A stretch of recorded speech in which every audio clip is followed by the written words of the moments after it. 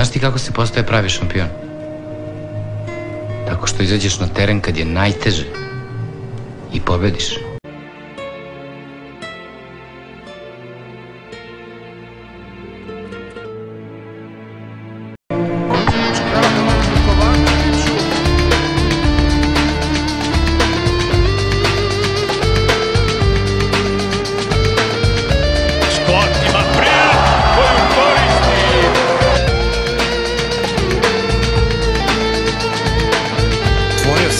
Za pick and roll i sjajna asistencija Radivojevića.